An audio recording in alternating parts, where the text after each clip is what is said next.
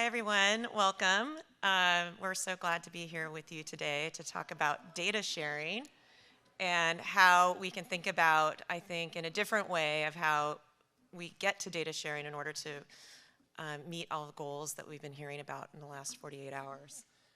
I'm joined here with some very esteemed colleagues. Many of you probably know them. John Ohanian, who is with agency and leading all of our work with the data sharing framework, and you're going to learn more about that in the data sharing agreement at the Center for Data Insights and Innovation. Did I get that right? You did. And also with Dan Chavez, who is with a new name. It used to be Santa Cruz HIO, and now it's Social Care HIO. Serving oh, shoot. Communities. Serving, what about Social Care HIO? That's pretty good too. Serving Communities HIO. I'm sorry, Dan.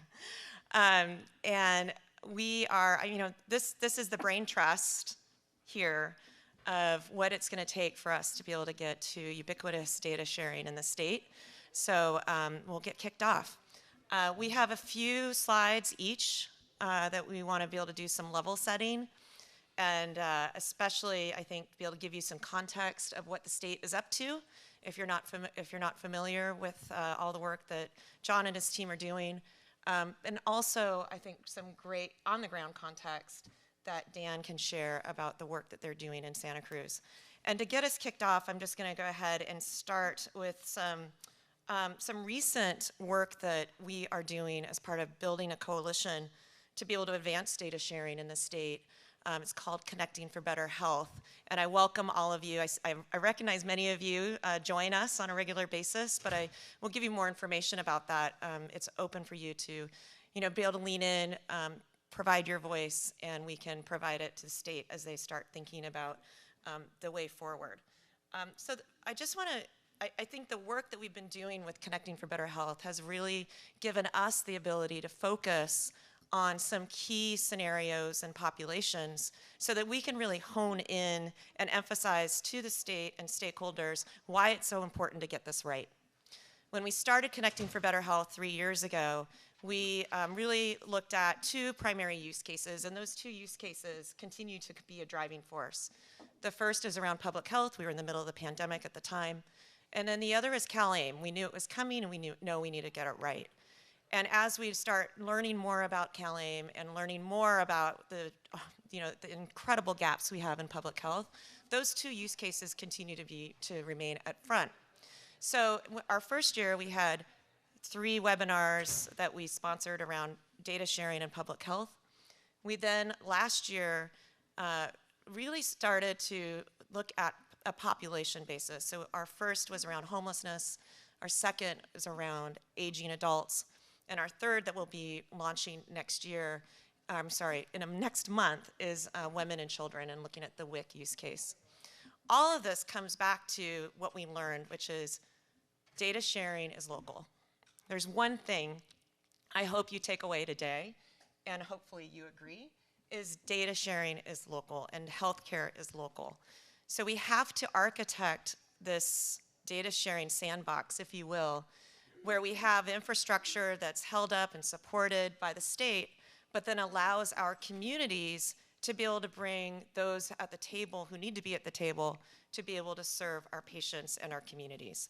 So this whole notion of a community information exchange, I think, is really important. We have these different acronyms we use a lot: HIE, Health Information Exchange; HIO, Health Information Organization. There's a debate if it's a verb, if it's a noun. I really don't care. But I do think that this new notion of a community information exchange is something that we can all build upon. And that is, how do we take what we have in our communities already? Where is this data living? How do we then get it to where it needs to go? And then to be able to give a community feel where it's available and it combines both health data and social services data. And as part of Connecting for Better Health, we've had the real pleasure of inviting organizations to come speak to us about how do you architect this and how do you actually make it real. So I would point to San Diego, the Community Information Exchange there. Both of you are very familiar, and I'm sure can answer lots of questions about how they got there. But this was really great context for us to be able to see that it's possible. We can have infrastructure to be able to have hospitals and health systems have the health data with the capital H, but then we also can work with social services data to be able to understand where we have social determinants of health and where we can actually make change. The other two organizations I would point to is Rochester, New York. They also came and presented to us, and I was blown away. They have over 350 community-based organizations, in addition to all the hospitals and health systems and county systems, trading data and exchanging data and accessing that data on behalf of their community. Also, I think there's some really good work going on up in Sonoma County, and they also came and presented to us about their way forward. They're at the beginning, but the idea of a community information exchange is something that I offer for all of you to take a look at. Let's just turn next slide. So I mentioned these workshops that we had around these populations, and something that I just want to share again to context building for this conversation. There were several themes that we heard, not when we're looking at those that are unhoused and working and supporting families and individuals that are homeless, but then also aging adults. And I don't think this is unfamiliar to you, especially if you're working in those organizations. But the idea that data is locked and inaccessible, that data tends to sometimes, if you're an individual trying to support other individuals, or if you're organizations supporting those individuals, that you need to go and log in to multiple different screens. Just these barriers that just keep coming up. And we've been talking about this for 30 years. It hasn't changed. In addition, just being able to acknowledge, and I think the biggest takeaway that I had in facilitating these workshops is this idea of trauma-informed data sharing. You know, it just really struck me that we talk about having trauma-informed care, but when you're an organization trying to support somebody who's going through a crisis, and then you move to the next door or across the street, and you have to describe that same crisis again and again and again in order to get the services that you need, we've got to be able to come together and do things better. So that was my biggest takeaway. And I just want to also highlight that we partnered on these workshops with ITEP. They've been an incredible partner with us, so thank you ITEP folks that are in the room, Olivia, and thank you for your support on these. And I just would also want to just plug one more, that next month we have the WIC workshop that I mentioned earlier. That again is the barriers that are there if you're a new mother, and you have to be able to re-engage with the system over and over in order to be able to receive these services. It relies on that data, and the data needs to get to where it needs to go. And again, if we can solve for that, I think we can solve for many populations. So what does that roadmap look like? And I think the first, as Dan and I were talking about, is we need to make sure that the state is there and holding this up and doing your part of making sure that there's funding, that you're pulling together all these different different programs. Sometimes we look at it as siloed, and making sure that these agencies and departments are sharing a shared agenda and supporting the data sharing framework, the data sharing agreement, and moving us forward together and solving those issues. So being that liaison with counties and county systems and breaking down those barriers for us, you know, that leadership is what we're looking for. In addition, I think that we really need to take a look at how we can move forward with CalAIM as being that forcing function for us to be able to drive it right in our communities and provide the data sharing that's required. And whether it's a portal or it's an HIE, it's a community information exchange, whatever works for that locale and that community, we need to get it right. And I would also just really emphasize the need that it needs to be open to all. So if you look at where we have some really bright lights around the state of data sharing, often it's not open to all comers and all organizations. And it could be for a myriad of issues and barriers, and they just need to be talked about and solved. It's that easy. So that's what I would just lay out for you as a roadmap. And just one plug for Connecting for Better Health. If you're not engaged, please join us. Again, thank you for all of you that are here in the audience that helped us stand this up 2 years ago. I wish we had it 10 years ago when we were going down the path of health information exchange and trying to pull down high-tech funds. We just didn't get our fair share in California. If you're familiar with those high-tech funds in meaningful use, other states like New York, I point to, pulled down billions of dollars in order to be able to build the infrastructure. And John, your $50 million is a great start that we were able to get in the budget this year, but it's nowhere close to what we're going to need in order to be able to not only get up to where other states are, like use New York as an example, but leapfrog them as well. So with that, I'm going to hand it over to John to be able to, I guess, meet us where we are and let us know where what's next. Okay. Well, it sounds like I need to add some money to the budget. I don't know if that's in my job description. My job is done. Her job is done. Thanks, guys. So John Ohanian, I'm the Chief Data Officer for Secretary Galley. You heard him speak this morning. So it's always good to speak at a conference with my boss. And I think he really set the vision, so I don't really need to go deep into the vision, but you're talking to someone in our secretary who cares about people, who cares about all the things that Timmy has expressed, and I think is a huge champion for California and to get us back on track. Because I agree that when I look at it, and I'm new to state service, quick background, I started at 211 in 2007.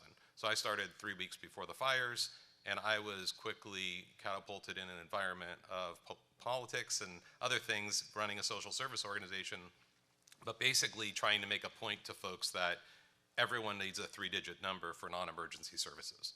Now, when I heard about the history of 911 and how long it took folks to get 911 across, that seems pretty simple to folks in this room, that we need a 3-digit number when there's an emergency. Well, 211 is still on that journey of trying to kind of get that going, but one of the things that was my experience in the first 4 years of running 211 was my finance hat of how much are each of these calls costing us, and what's actually happening on the call, and what's happening when this person calls back, and what's happening in this person's life, and are we even making a dent, or are we just answering calls, hearing problems, and passing them on? And in a lot of cases we were. 50% of the time we were passing it on and the person was no better off. And so I think hearing from folks who were in the health information exchange world early on, but more importantly, doctors that were in emergency rooms that were dealing with people constantly coming in and not having information about them, it made sense that we needed some kind of a loop for social services. We should know that John went here one day and here are the other days, so we can, obviously take care of that individual and work together.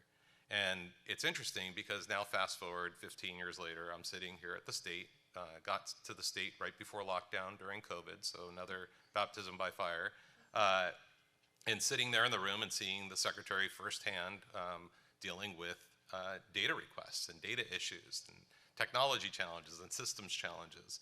And in some ways feeling really bad that I hadn't been there for a year because I'd actually know what to do other than say, wow, okay, what do we need to be thinking about? And almost taking another path. And so when you kind of fast forward to now where we're at, I'm pretty proud. I mean, I'll take you through quickly where we're at.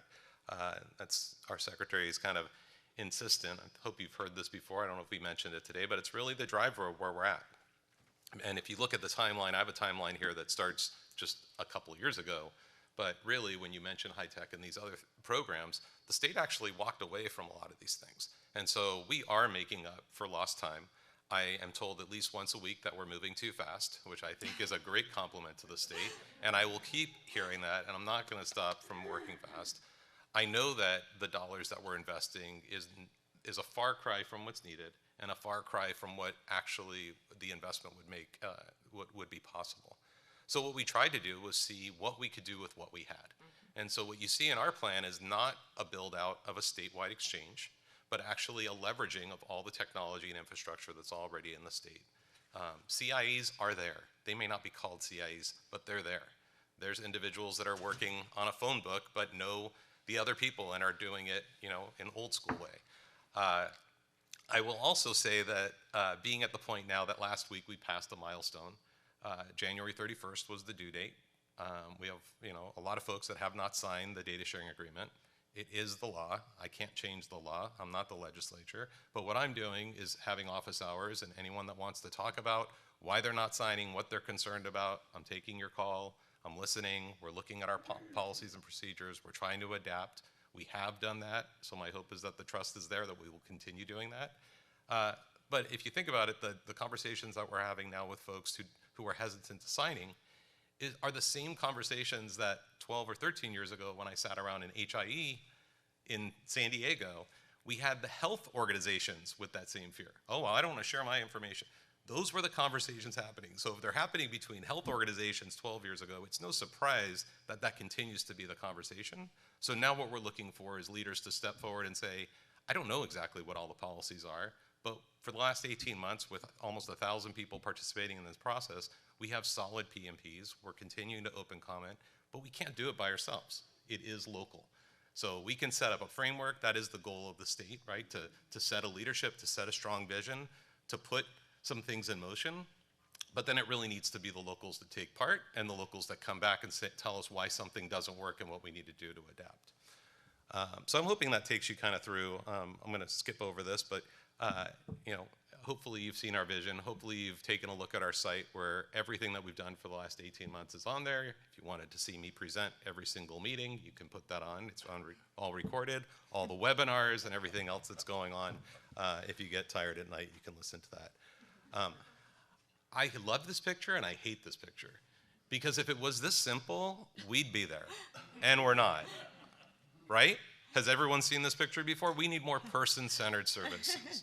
Our families. Yeah, right? Like that just sounds so great. That's utopia. That's like wonderful. You know, we're gonna get everything around you. The reality is it doesn't work that way. So what we're trying to do, and as the next slide will show, is we're trying to focus into different areas that are most critical. You heard the Secretary talk about equity. So when we look at each of these areas, our hope is that, yes, we need to wrap an individual in services, but how do you actually do it? How do you do it with 40 million people? How do you do it with 12 departments and 30,000 employees at the state level? And so what we've tried to do is focus in on areas. CalAIM, I think, is probably the most major undertaking, but there's others that you've heard with behavioral health, with homelessness, where we know that we can be better coordinated in our approach. I think the kind of sweet spot is that data exchange framework allows all of that to happen. So, you know, when we think about, we've heard questions, well, what does the data exchange framework have to do with CalAIM? Everything. Everything. The data exchange framework, in my mind, is a utility. It gets to be used in lots of different ways for lots of different folks. The imagination, right? Think about the imagination if you had that access, or what you would do if all, you know, if all partners were involved. So that's kind of where we're at today. Our Undersecretary, Marco Meach, talks about these puzzle pieces that come together. Because again, at the state level, we want to make sure that the work that we're doing is going to make a difference. It doesn't do any good to have a strategic plan and shelve it. So what we've tried to do is become more actionable in these areas, metric driven, to know that we're hitting milestones. And so each of these puzzle pieces might represent 4 or 5 departments at the agency. It might be 100 or so community organizations, because we can't do it alone. And so each one of these initiatives are kind of puzzle pieces to kind of bring that together. I think at the state it's really important to send that message, because sometimes your questions of why we do something are real obvious to you, but they might not be obvious to us. And so, you know, hearing it, I don't want you to just take this away and go, all right, the state's got everything under control, we're all good, is tell us why it won't work, tell us what your concerns are. Most people in this room who've spoken with me know that I do try to hear it, try to understand it, because I'm not the technician, but then figure out a way through it.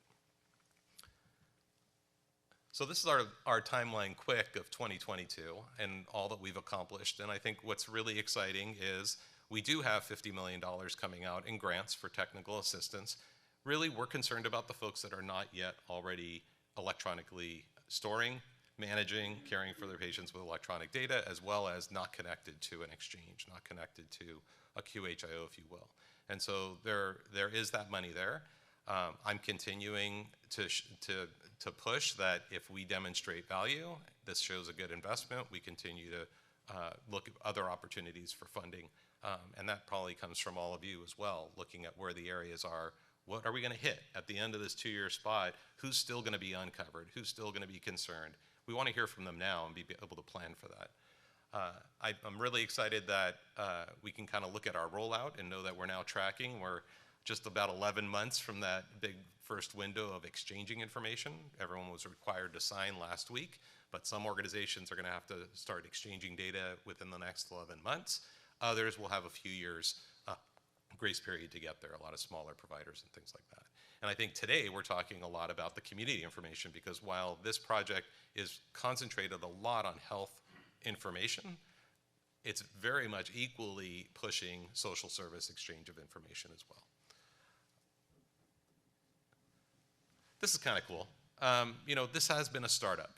Both CDII, the organization that the secretary asked me to start up prior to COVID, which we did launch last year. CDII is all about helping the secretary in business intelligence, decision-driven decision-making, but also looking at the landscape of services that the state offers and bringing them more to a person-centered approach. Data exchange framework was kind of a, wow, we got there. The legislation is landmark. I've heard from other communities that other states are actually looking at entering that same kind of legislation that AB 133 is in their own states. Because even if they have a statewide exchange, which we didn't do with all those dollars, they're not exchanging. And you're not going to exchange, and you're not going to get people to exchange without a mandate. Even a nice guy like me is feeling like that is going to have to happen, but I'm really still trying to charm people to sign on. So if you want to sign on today, maybe Dan will buy you a drink. Okay, so we came up with a seal. We've heard good things about our seal. My hope is that this seal will be like the good housekeeping seal of approval, that if you are a DSA signer and you're a provider, you get to put this on your website, no charge. And be a part of a collective. And I was speaking to I'm not going to say if it was a hospital, a health plan, a doctor, it doesn't matter. But I was speaking with someone last week, and they started for the first 5 minutes talking about how excited they were that this was happening and how needed it was. But they just couldn't see the sign because we don't know what all the policies and procedures are. And I said, I don't either. Does anyone know what all the policies and procedures are going to be for anything that we do? But if it feels that right at the beginning, this is where we need leadership. We need people who hold the titles of CEOs that can wave the pen and tell their attorneys, hold off for a second, we're not there yet. But if we don't do this all together, we're going to end up disjointed and siloed approach as well. So if anyone has a better idea, I want to hear it. And then if we don't have better ideas, let's push this idea and get it all the way through, is kind of my hope. And so that's kind of what this is for. So I don't think we're doing questions yet, so I'm going to go to, did I go too far? Sorry, I usually go too far. There you go. Yes. Thank you. Oh, and your slides, not my talk. Yes. Okay, I thought Dan said I went too far. Oh my gosh. All So, right, you guys didn't laugh much at all. Yeah, this is going to be fun. Levity. this is Okay. just the tee up for now, the Yeah. real conversation. Timmy, Now Dan's going to tell me why it doesn't work. I'm going to tell you all about the policies and procedures you need, of course. Okay, thanks. Timmy, thank you for everything you do and convening everybody you do in the state. Much appreciated. And John, you've taken on a monumental task. Please know your efforts are recognized and appreciated. Please know that. Well, I appreciate that. I do appreciate it. I will say it's not me. I get to stand up here, but we have a team of folks that work and have the technical expertise and the passion to make this happen. So thank you, though. I'll take that back. So, ladies and gentlemen, please meet SCIO, Serving Communities Health Information Organization. Just like the title of the talk, community, community, community. I had changed the name of this organization, and the Santa Cruz HIO is the oldest HIE in the state of California and one of the top 3 oldest in the country. But I changed the name because we have 3 distinct communities in Santa Cruz County.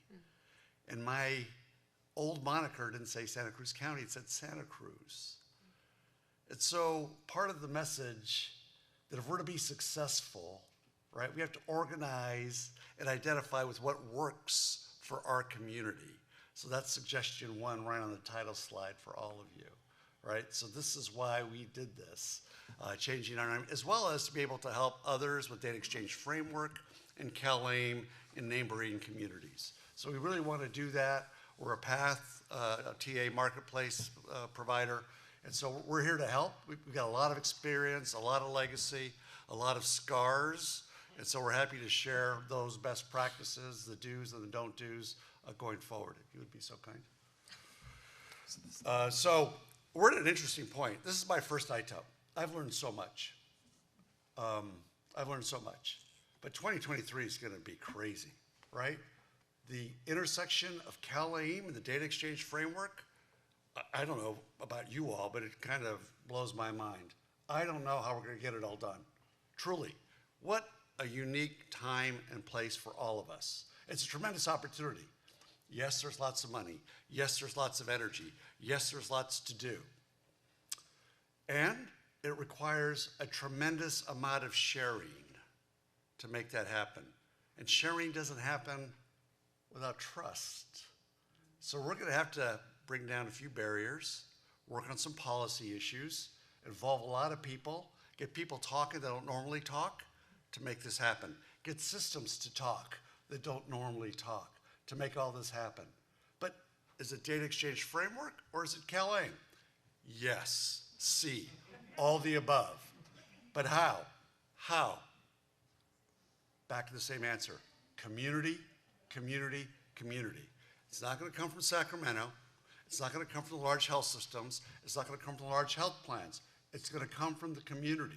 The community is going to have to decide what to do, when, and how to make it work. Next slide, please. Oh, thank you. So these initiatives, by design, are directed at the entire healthcare ecosystem. Yeah, CalAIM's a little skewed towards one of our populations, right? Let's recognize that. But every entity in the ecosystem is challenging with supporting both initiatives. Let's just be clear and upfront about that. And so we need to be coordinated and to try to do things in parallel, supporting both the data exchange framework and CalAIM. And that's Medi-Cal, it's Medicare, it's commercial health plans, it's public health, it's a variety of workflows, it's social determinants of health and CBOs.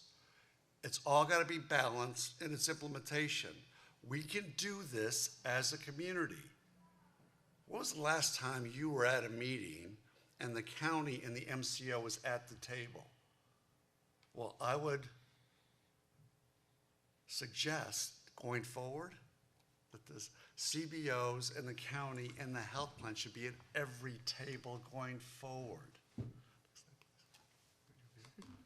So HIOs are central to this in my mind, as you might expect. Yeah, I'm a little skewed towards the HIO solution. I don't believe we can reform healthcare in California, in our community, or anywhere else without an HIO.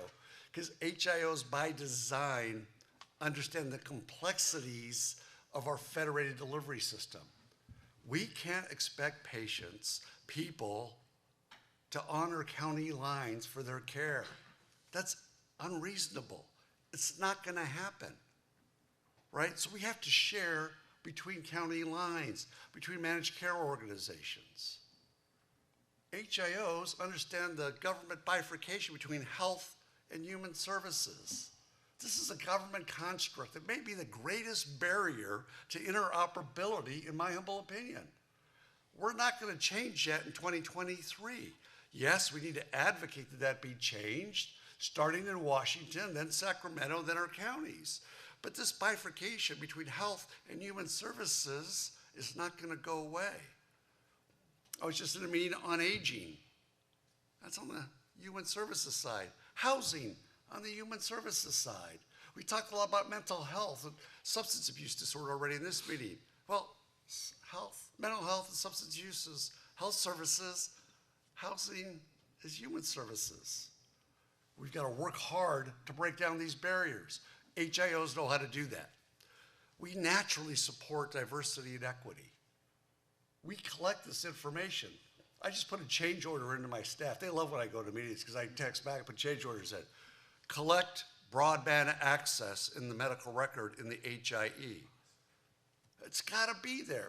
I've had 2 or 3 meetings today about broadband access. Well, how do I know Mr. Ohanian has broadband access? Where do I find that information? What screen or assessment is that on? Where is that in the medical record? I don't think it's there. Oh, USCDI is going to solve everything. Except we don't know we get Mr. Ohanian broadband access. So we understand policies both at the national, state, and local level. We're challenged by that. We got to support something called TEFCA, right? And the Cures Act and the Data Exchange Framework and local policies. So HIOs understand that. We have tremendous convenings of broad stakeholder participation in our governance, and we adhere to the highest standards of security and privacy. And so let's do this. Let's make this work. We got to do it together.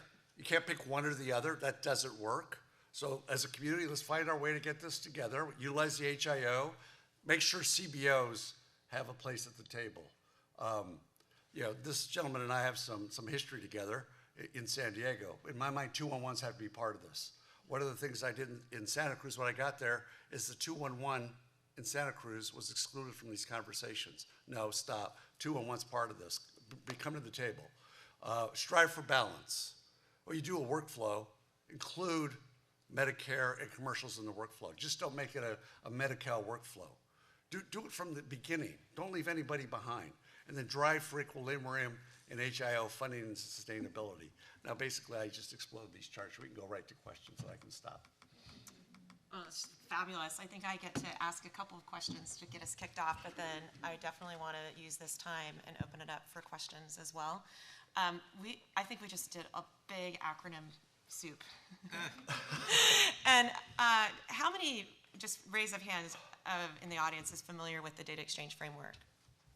Okay, so acronyms are fine. We're good with that?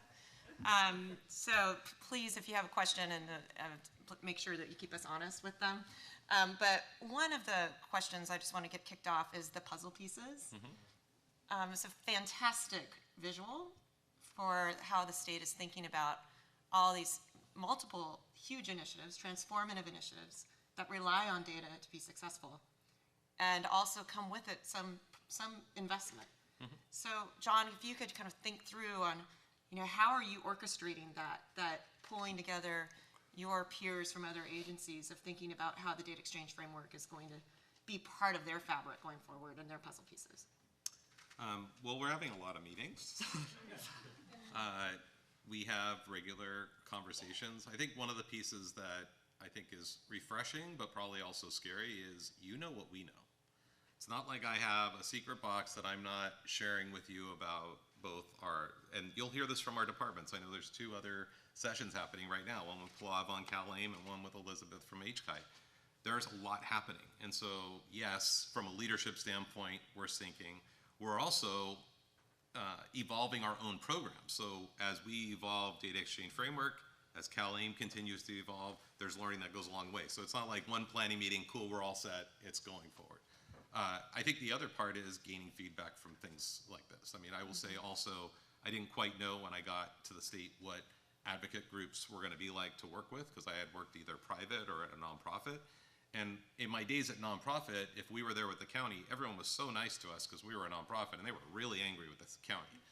And that's kind of how my first my first experience here at the state, to be honest. And it wasn't about me. It wasn't even about the data exchange framework. It's just there is so much going on even outside of that.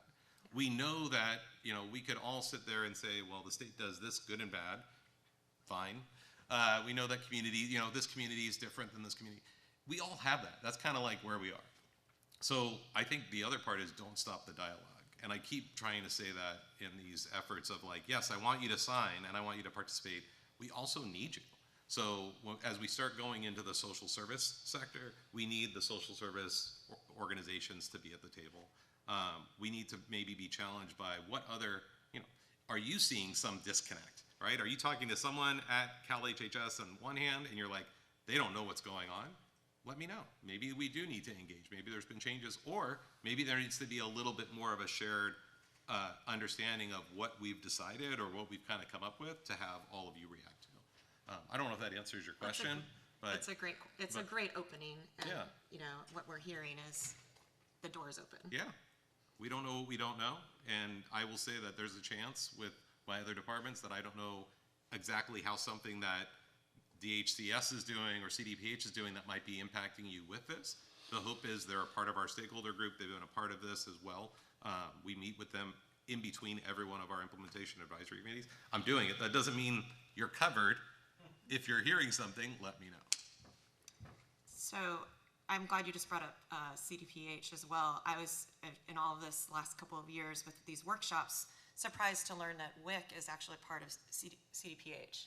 So we have the social services, but it's not lost on me that We also have this amazing social service that's under the public health umbrella as well. So, it's getting everybody at the table is so important to get this right. The WIC, Yep. the WIC workflow is so important. I know. It is so important, not just because of the population it serves, but it combines multiple workflows into a single workflow. It has medical components and clinical components, as well as the social referral components. So it's a good one, it's a hard one, but it's a good one to get right in your communities, and you can really build upon that. We did that in Santa Cruz, and it's working in a fabulous manner. Yeah, thank you. And one more question, then I'll go out to the audience. We also use the acronym QHIO, and HIO, HIE, community HIE. Dan, you want to kind of break that down? And I don't know, John, if you want to also talk about some future QHIO work. Sure. So, we've had a lot of evolution in this interoperability space. It goes back 2 decades. HIE got a little bit hung up in the health information exchange, a noun or a verb, and it was really an offshoot of high tech and ARA funding to really get medical institutions connected in sharing medical records, clinical information, not claims information, not social information. Public health, maybe if you could do it, but that was the original thoughts behind HIE. They went to Health Information Organization to be more inclusive, to get public health in there, and then Community Information Exchange. First there was Camden Coalition, then there was 211 San Diego, and then Siren, then Gravity, a lot of really great projects. And now we're even moving to health data utility, largely as a result of the pandemic and lessons learned, because that's shown a bright light on how information was missing. Information is a social driver of health. Information is a social driver of health.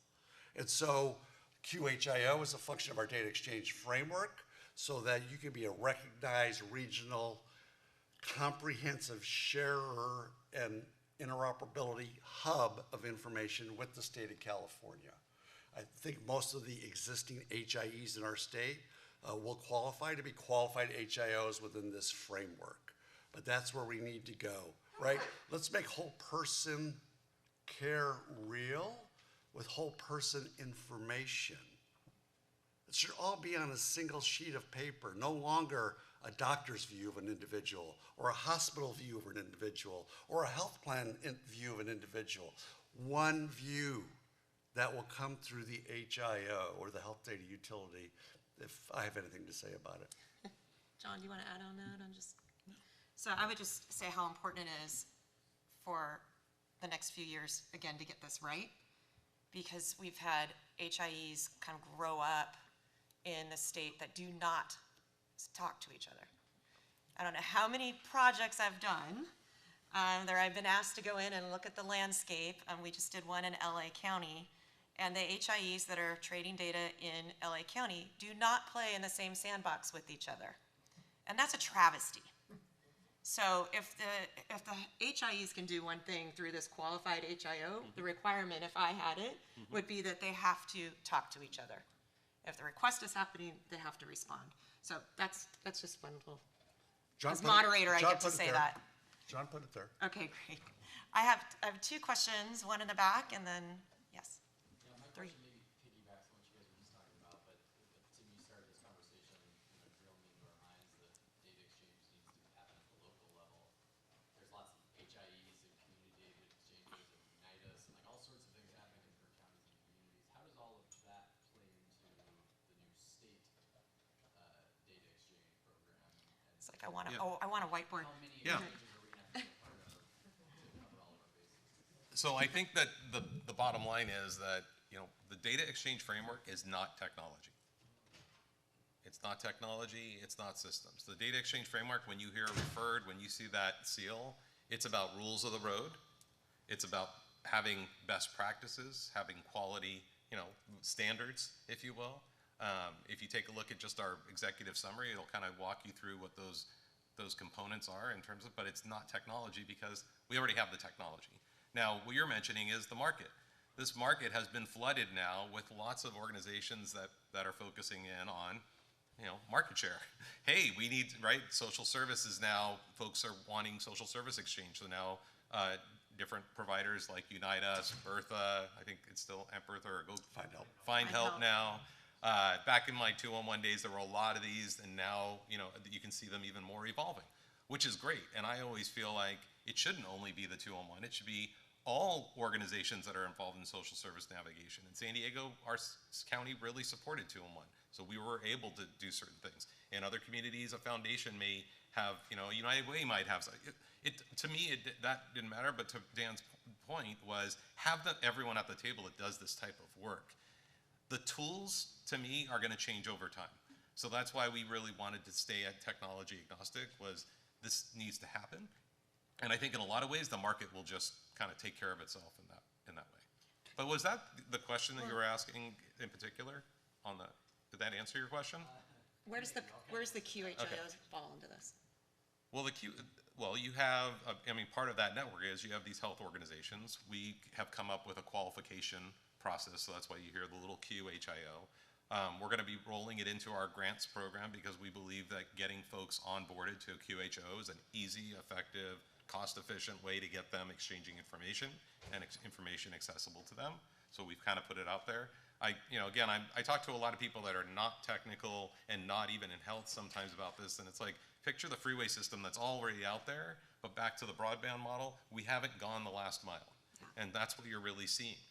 In a lot of cases, most health organizations and health are already following everything that we're putting out there, for the most part. Would you say that? For the most part? Yes. He agrees with me. Okay, cool. So it's not that. It's the social service it's the organizations that are not doing this work that need to catch up.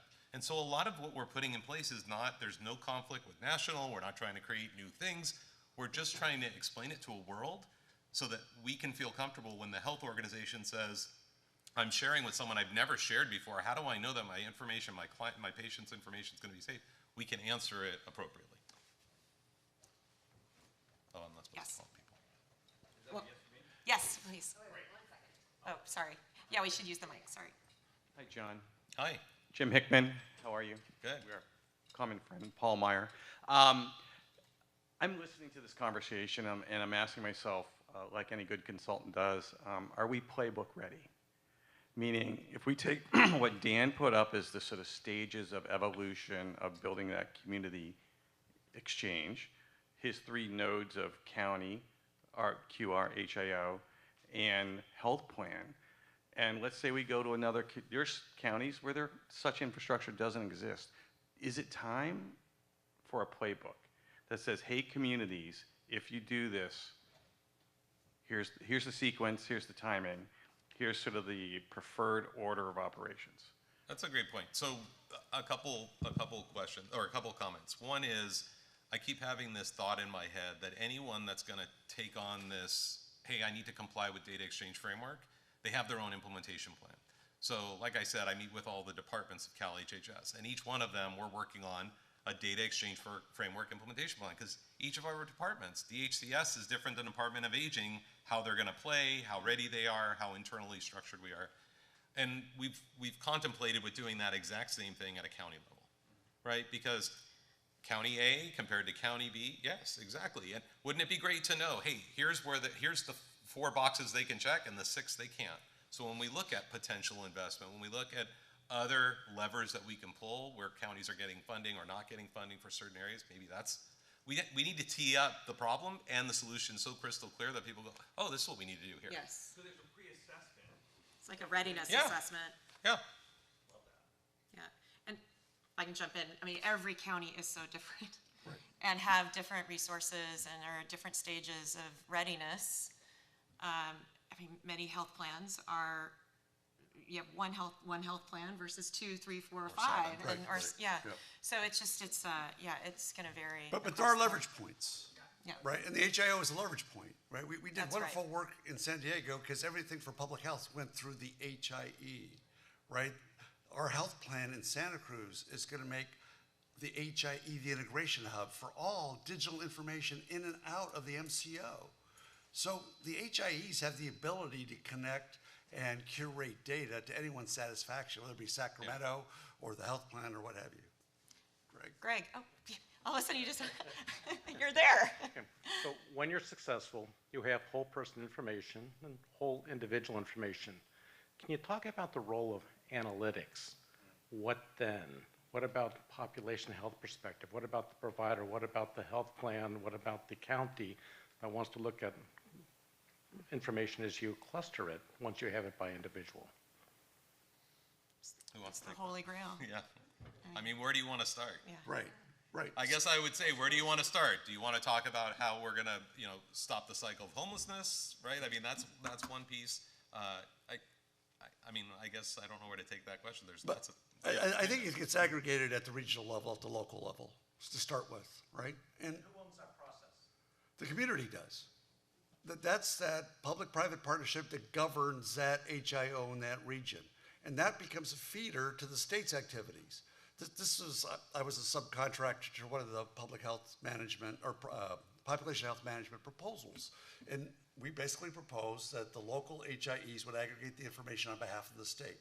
We would curate the information, do identities, and do all the dedupes and all the things that happen with lack of great quality information, and then feed it to the bigger aggregate in Sacramento. And so it happens at multiple levels based on governance. The state's going to have its own governance for the analytics that the state does. Or the MCO is going to have its own governance. County Public Health is going to have its own governance. But the better that we can do in aggregating that whole person view, that's the whole family view, that's the whole neighborhood view, that's the whole community view, more at the local level, and really work hard to curate that information, to make it high quality, and then we can govern based on the workflows, based on the challenges of what we're trying to solve, to feed the state and all the great work that the state does in Sacramento. So in my mind, not speaking for John, right? And by the way, the agencies have their work to do too, right? So in my mind, that's the right model, and I think we can make that work. We don't need a bunch of connections at the city and neighborhood level going to Sacramento. I don't think that makes sense. And he doesn't want to manage all those connections, not speaking for him, but I don't think he does, right? So let's do our very best at large regions within our state, aggregate there, curate there, feed, and manage as appropriate based on agreed to governance policies. Yeah, and I couldn't say more, like the power of having a shared dashboard or a shared analytics at the community level can move mountains. In the back.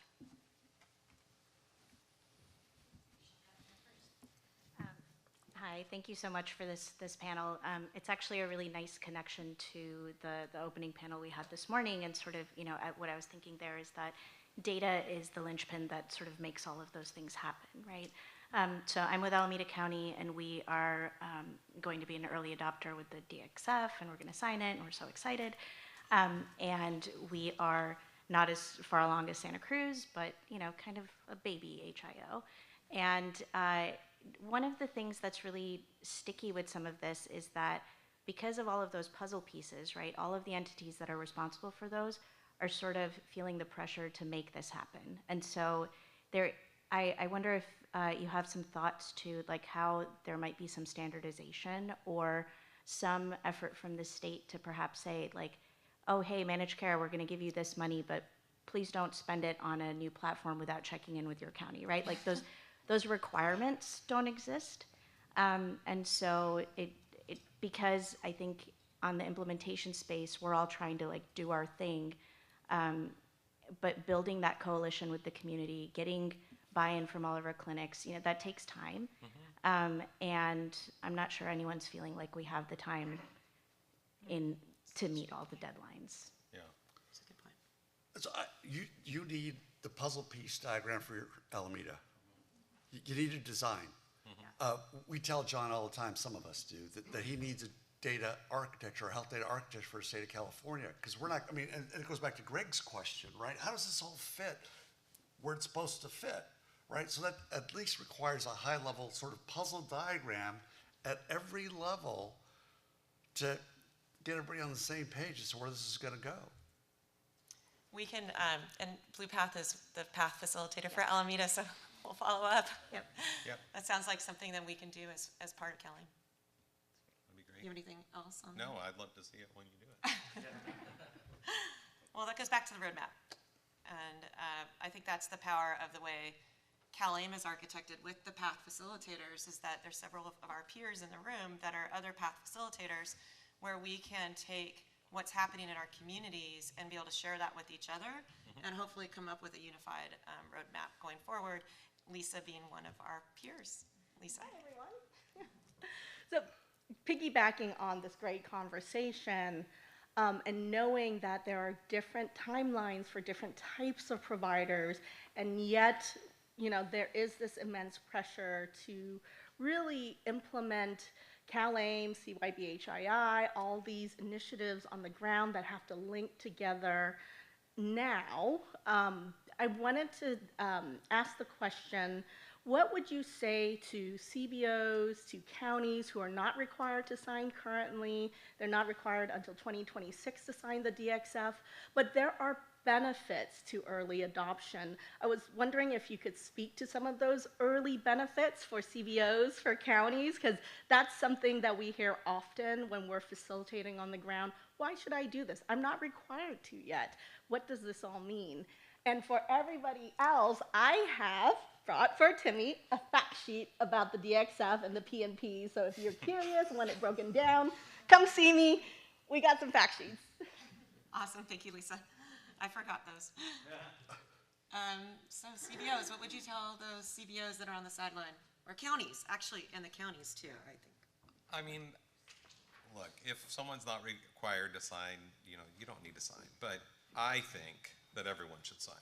I think that the only way this is going to work is if we say everyone needs to sign on and get started. I think that our grants program is a nice incentive that for signers of the DSA, they can be eligible for a grant. But I know that doesn't take that as far as it needs to go. I do think that back to the Alameda example, and I'd be willing to maybe think about some other communities, and if we could test those communities and see what we're walking into when we say a data exchange framework implementation plan, and really what those are, it's that next step. In a lot of ways, all the things you're talking about, from the analytics and stuff, they're all must have. It's not a nice to have. We've just been running so fast, and I'll just pause for a moment and know that we're building a team out for this data exchange framework. CDII was given it 18 months ago when the law was changed for us to lead it and facilitate it, and we're building our leadership team, and I'm happy to announce that one of our team members is here, our Deputy Director of our data exchange framework, Deanne McCullen, if you could stand up real quick. Get her card. So when I say call me, you can call Deanne as well. You can call both of us. But that's what I'm looking for, right? I mean, Deanne has extensive experience in this. We've got a team of people that are working hard at this. And what I need to do is tee up to them what if we had this? What if we did this? And that's what comes from this. So it's not just sounds nice. Like, you will be hearing from us, Alameda. And what maybe we should hear from other counties that say, we'd like to do that, but we need to do it in partnership with you because you're the organization. I don't want the state coming into the county saying, let's do a plan for you. It should be a coalition. It should be you should have a coalition in your community that says, hey, we want to put together this, you're the driving, and then ask us what we can do to help support that. Do we need to bring certain departments to be a part of that discussion? I will say, like, as far as I'm concerned, as much as California is behind by not having an exchange, I feel like we're leapfrogging in front of other states now, because they're not doing this. They have an exchange and they've kind of checked out in some ways. Some are, they've checked the box. There isn't this need.